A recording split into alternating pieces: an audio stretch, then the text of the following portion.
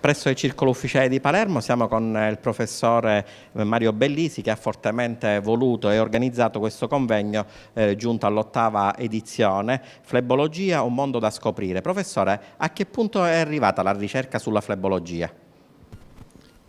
Sulla flebologia e sulla linfologia mi permetto di aggiungere. Si fanno passi da gigante in questi ultimi anni. Finalmente queste due branche della angiologia, cioè mi riferisco alle malattie venose e le malattie linfatiche, adesso finalmente sono effettivamente hanno la giusta dignità di patologie ben precise, ma per un fatto anche molto semplice. Teniamo conto che le flebopatie, le linfopatie sono frequentissime. Se noi parliamo che un edema degli arti inferiori ce l'ha l'1% della popolazione in Italia e anche in Sicilia, noi parliamo così, facendo dei numeri, 500.000 italiani soffrono di edemi degli arti inferiori, 50.000 solo in Sicilia potenzialmente hanno quest'edema degli arti inferiori e soprattutto la ricerca ha importanza perché cerca di risolvere, mi riferisco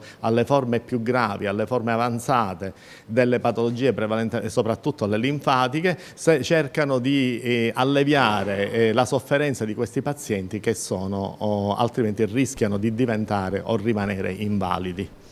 In merito a questo tipo di patologie c'è una prevenzione o il più delle volte è causato da un fatto genetico? Per quanto riguarda le malattie linfatiche è chiaro che esistono anche le forme primarie che si manifestano anche nell'età neonatale, altre volte si manifestano in un secondo tempo, per esempio nelle donne dopo la pubertà, ma la cosa importante che tengo a sottolineare è che i linfedemi, per esempio, si formano dopo un intervento oncologico e certe volte questo intervento oncologico, quindi che oncologicamente riesce salvando la vita del paziente, mi riferisco a tumori prostatici, tumori dei genitali femminili, la mammella, melanomi oppure sarcomi, gli interventi sono spesso destruenti che necessitano di un'asportazione delle stazioni linfonodali. Spesso questi pazienti vanno incontro ad un linfedema secondario, allora è importante diagnosticare precocemente questo linfedema per poter intervenire, perché diventa altamente invalidante solo se si manifesta clinicamente e l'approccio avviene nelle fasi avanzate, perché se invece interveniamo precocemente la malattia può essere tenuta perfettamente sotto controllo e possiamo auspicare anche una certa stabilizzazione. Quanto è importante il ruolo della diagnosi?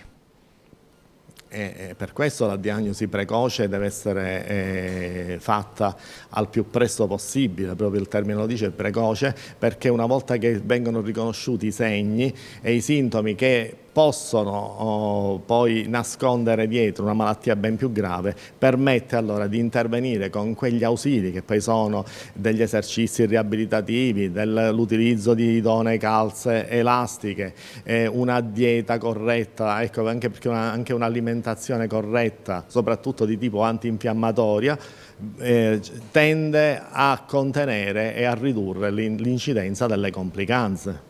Si parla anche di terapia riabilitativa e anche di farmaci nuovi.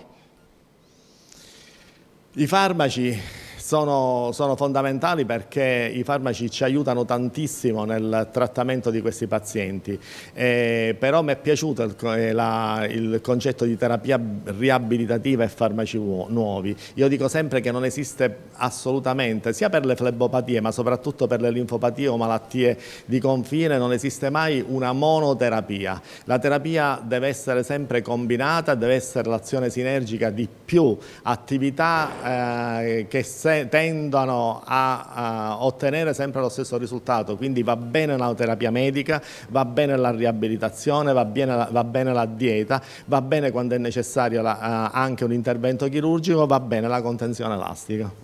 La vostra esperienza in questo settore è molto elevata e conosciuta, vi confrontate anche con esperti a livello mondiale, quali i riscontri tra di voi medici e sulla ricerca? noi a proposito di ricerca posso dire con orgoglio che siamo stati i primi ad utilizzare, ad applicare la medicina rigenerativa nel trattamento dei linfedemi.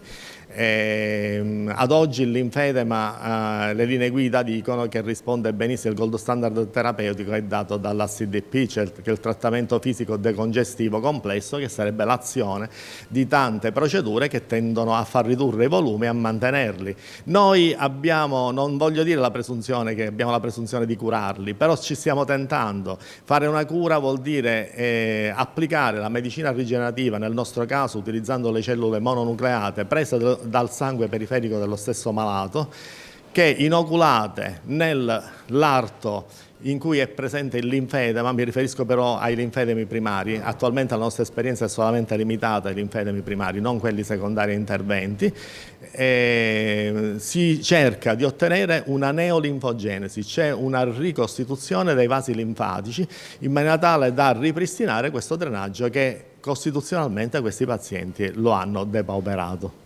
Ricordiamo che questo convegno è una 3 giorni di approfondimento sul campo anche multidisciplinare, si parla anche di pediatrica e di tante altre cose. Perché la scelta proprio del multidisciplinare? Io sono molto contento dell'aver contribuito a fare il programma e articolare il programma in questa maniera. Sono contento perché almeno dico ad oggi lo testimonia anche l'affluenza dei colleghi, ci sono state delle relazioni di alto livello che mi inorgoglisce notevolmente e che mi spinge a organizzare, a fare e a lavorare in questa maniera, perché devo dire che i relatori hanno fatto delle relazioni eccezionali. Quando abbiamo voluto organizzare e fare il programma di questo congresso, volutamente ci siamo dedicati, abbiamo voluto focalizzare l'attenzione ai problemi venosi, ai problemi linfatici, anche alla vulnologia, perché la vulnologia e problemi venosi e linfatici sono spesso correlati. Un paziente che ha un problema linfatico nelle fasi avanzate ha anche delle ulcere, un paziente che ha un problema venoso spesso nelle forme gravi ha anche delle ulcere venose che necessitano di un trattamento competente, di una presa in carico del paziente anche da parte di personale che è addestrato alle medicazioni e ai bandaggi, che sono poi alla fine fondamentali, perché sia nel campo venoso che nel campo linfatico la contenzione elastica è fondamentale per mantenere poi i risultati. Un grazie particolare a chi lo vuole dare. Per me è un grande piacere, con orgoglio e con riconoscenza rivolgere il mio ringraziamento nei confronti dell'assessorato della sanità, all'assessore e alla dottoressa Furnari che qua lo ha degnamente rappresentato. Ringrazio il commissario straordinario dell'azienda ospedaliera universitaria Policlinico Polo Giaccone anche per il patrocinio concesso, e lo stesso anche la facoltà di medicina e chirurgia. E per ultimo non posso che ringraziare soprattutto la Società Italiana di Flebologia, che ricordiamoci che questo è l'8º congresso regionale Sicilia della società, della quale io personalmente ne faccio parte. Un ringraziamento particolare anche all'Assemblea regionale siciliana che ci ha ospitato nel giorno dell'inaugurazione. Dottoressa Cordova, insieme al dottore Bellisi, ha fortemente voluto questo convegno. Perché? Perché l'argomento della flebolinfologia e in particolare il linfedema vengono considerati un pochino argomenti di nicchia, invece hanno una notevole incidenza, specialmente su fasce di popolazione debole. Parlo dei pazienti oncologici, perché il linfedema è tipico della post-linfoadenectomia, cioè l'asportazione dei linfonodi, per esempio nel cancro della mammella oppure nel melanoma. Quindi colpisce una fascia di popolazione debole e non si conoscono abbastanza bene le potenzialità di intervenire che abbiamo. Quindi, e tra l'altro, anche per un motivo, io ho sostenuto e ho organizzato insieme al dottore Bellisi questo argomento, perché noi come unità operativa di chirurgia plastica del Policlinico, siamo l'unico centro che si occupa della chirurgia dell'infedema, in particolare uno dei miei colleghi, il dottore Matteo Rossi, che fa questa microchirurgia dell'infedema, e da Roma in giù credo che siamo l'unico centro. È un mondo da scoprire, lo slogan proprio di questo convegno. A proposito di scoprire, dove siamo giunti con la ricerca? La ricerca va avanti. Noi abbiamo visto già nella mattinata di oggi delle interessanti proposte e innovazioni, specialmente nell'ambito di quelle che sono le fasi di diagnosi dell'infedema. Cioè vedo che c'è una continua evoluzione nei mezzi di diagnosi, nei mezzi strumentali. Abbiamo visto tecniche molto raffinate di ecografia, tecniche raffinate e semplificate di risonanza magnetica o la linfografia con il verde di indociamina. Cioè abbiamo visto delle cose molto interessanti, la possibilità di fare svuotamenti selettivi, quindi riducendo il rischio di comparsa dell'infedema. Sono tante i campi di ricerca, per non parlare anche di tutte le indagini genetiche che aprono un altro capitolo importante sul quale magari in un futuro si potrà intervenire. Si parla anche di nuovi farmaci, a volte si deve ricorrere alla chirurgia. Sì, i farmaci nelle prime fasi sono importanti. La chirurgia negli ultimi 5-7 anni ha fatto progressi enormi, appunto specialmente con la microchirurgia, con il trapianto di linfonodi, con le anastomosi linfatico-venose, con tecniche innovative di lipoaspirazione. Mentre fino a 10 anni fa i risultati della chirurgia dell'infedema erano assolutamente deludenti, oggi i risultati ci sono, purché sempre la malattia venga inquadrata in un approccio multidisciplinare, cioè noi senza gli angiologi, i linfangiologi non va bene, e i linfangiologi senza di noi neanche, cioè deve essere un gruppo che lavora su questi pazienti così delicati. Ci sono dei preavvisi che il paziente può capire da solo o si possono vedere soltanto con degli strumenti specifici? Grazie di questa domanda, perché secondo me è proprio il clou della situazione. Assolutamente il paziente è il primo che fa la diagnosi su se stesso, senza magari rendersi conto, perché i pazienti cominciano a dire: faccio l'esempio più classico, più comune, l'infedema del braccio dopo la linfadenectomia per carcinoma della mammella. Le pazienti cominciano a dire: non mi entra l'anello, mi sento un pochino intorpidita. E questa è la fase in cui noi facciamo diagnosi di linfedema di primo o secondo grado e in cui gli interventi sono più efficaci. Qualsiasi tipo di intervento, sia quello farmacologico, funzionale, con bendaggi eccetera, sia quello chirurgico. Cioè, è esperienza comune, prima si interviene, migliori risultati si hanno. Quando interveniamo nei casi disperati i risultati sono meno belli, è chiaro. Per quanto riguarda il confronto anche con dei colleghi internazionali, porto ovviamente a tutti voi la crescita e un confronto, ma anche voi portate delle novità a loro. Assolutamente sì, io penso che l'Italia sia leader in quello che è il trattamento dell'infedema. Io parlo prevalentemente del campo miochirurgico e microchirurgico. I centri ci sono in Italia, Palermo, Roma, ma penso che ci sia anche Genova e Bari, sono centri assolutamente all'avanguardia e che possono competere con i centri più importanti, tipo quello di Barcellona o di Ghent in Belgio. Molta gente purtroppo non è informata di questi centri che possediamo anche a Palermo, per fortuna. Spesso dice: andiamo all'estero perché c'è il professore Caio, il professore Sempronio. Cosa vuole dire a questi cittadini che sono un poco scettici nei medici locali? Che almeno vengano a conoscerli, e penso che dovremmo fare un'azione specialmente sulla medicina di base, sui medici di base e i medici del territorio. Sono loro che devono conoscere e possono indirizzare, perché come prima fase il paziente va dal medico curante, quindi è il medico curante che deve conoscere i centri dove può andare e noi dobbiamo impegnarci a farci conoscere dal territorio e dai medici curanti. Per concludere, un grazie particolare a chi?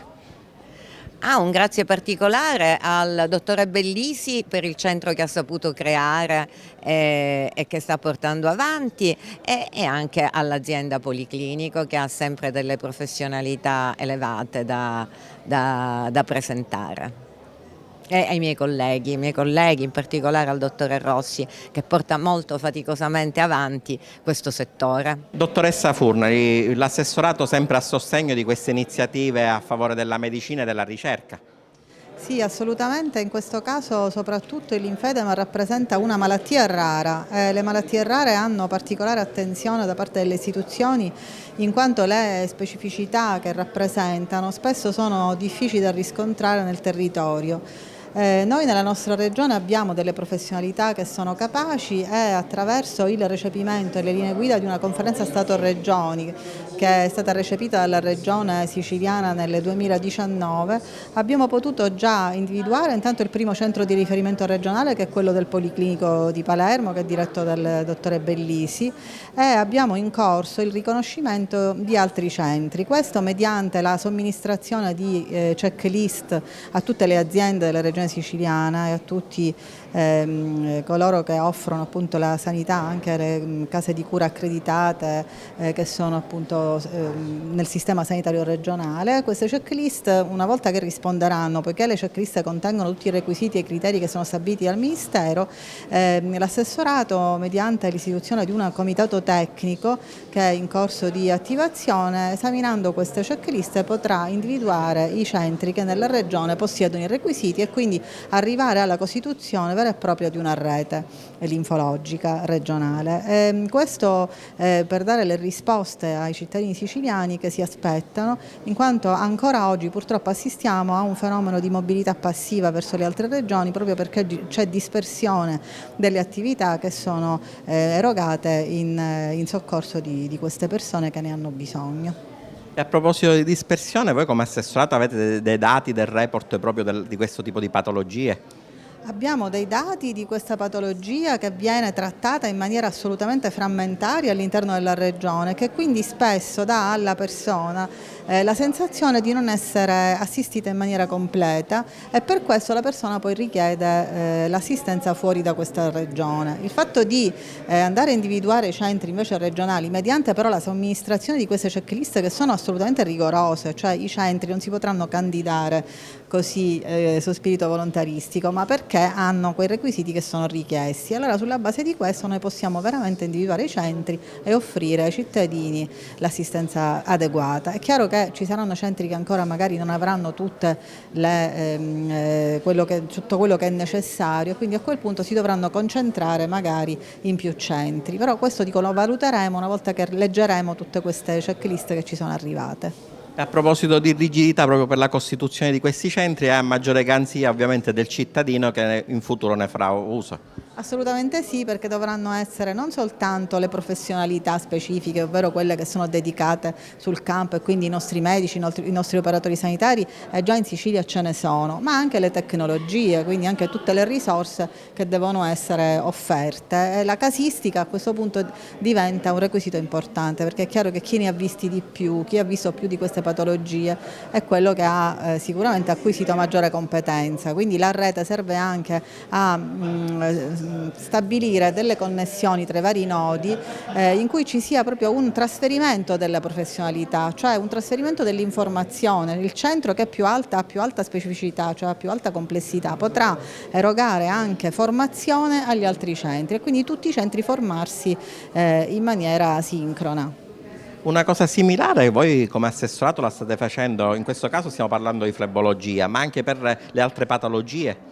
Sì, noi abbiamo intanto una rete oncologica che è veramente avanzata ed è completa. Abbiamo già individuato diversi centri di oncologia. Ovviamente la rete oncologica poi si suddivide in diverse discipline oncologiche. Abbiamo per esempio la rete delle breast unit, ovvero del tumore del seno, poi abbiamo la rete del PDTA sul polmone, abbiamo la tiroide, abbiamo il colon retto, cioè queste reti già si stanno via via diffondendo nel territorio e adesso a breve anche forniremo queste informazioni a tutti i cittadini attraverso una conferenza stampa dell'assessore e poi daremo maggiore diffusione di quello che è stato fatto. Poi abbiamo delle reti noi tempodipendenti in Sicilia, la rete dell'infarto, la rete del trauma, la rete dello stroke.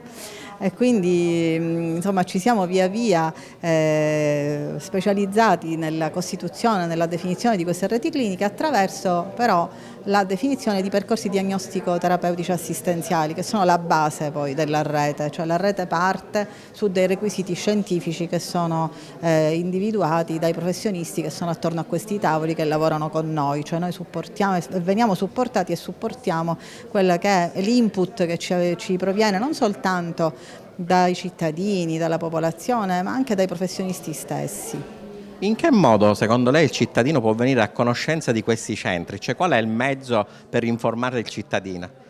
Sì, io devo dire che onestamente probabilmente la nostra regione da questo punto di vista è stata sempre un po' deficitaria e quindi molte volte le persone non sanno che in Sicilia c'è chi li può curare. Noi abbiamo in assessorato della salute, la regione ha istituito un ufficio speciale della comunicazione e grazie a questo ufficio speciale stiamo cominciando proprio a diffondere via via tutte le nostre le performance, tutte le varie attività che mano a mano andiamo a lanciare per il nostro territorio. Dottore Palmeni, quanto è importante la nutrizione in questo tipo di patologie?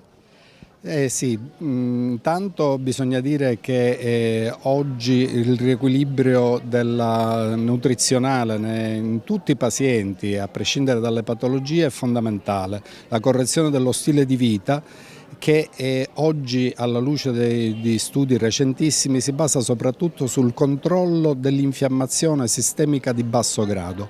L'infiammazione è alla base di qualsiasi patologia, soprattutto le malattie cronico-degenerative e malattie quali il flebedema, il linfedema, il lipedema, di cui ci occupiamo presso l'unità operativa dipartimentale di flebolinfologia al Policlinico di Palermo e dove appunto abbiamo inserito come novità anche questo aspetto, la correzione delle abitudini nutrizionali del paziente per far sì che utilizzando determinati cibi e riducendo l'assunzione di altri noi favoriamo la riduzione dell'infiammazione. Noi abbiamo dei cibi pro-infiammatori e dei cibi anti-infiammatori.